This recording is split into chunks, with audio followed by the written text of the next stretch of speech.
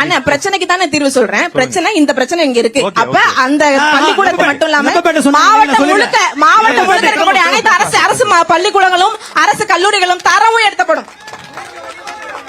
ஷோலிங்கல்ல சொல்லுங்க என்ன வாக்குறுதிகள் மேல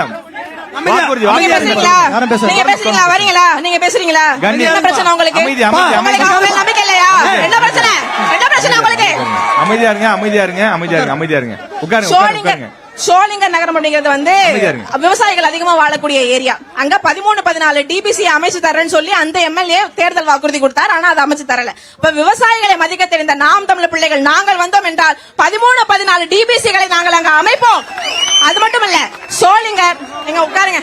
ஷோலிங்கர் நெசவு தொழிலாளர்கள் அதிகமாக வாழக்கூடிய ஒரு இடம். கடந்த 30 ஆண்டு காலமாக அவர் பேச போறாரு. கடந்த 30 ஆண்டு காலமாக அந்த மக்கள் நெசவு தொழில் பூங்கா கேட்கிறாங்க. அதை அமைச்சு தரல. ஆனா அமைச்சர் ஆர் காந்தி அவர்கள் டாடா நிறுவனம் திறந்தாங்க. அதனால மக்களுக்கு எந்த பலனும் இல்லை. இப்ப என்ன சொல்கிறோம் என்றால் நெசவு பூங்கா அமைத்து தரப்படும். நிச்சயமாக டாடா நிறுவனத்துல அங்க இருக்கக்கூடிய மக்களுக்கு வேலை வாய்ப்பு இல்ல.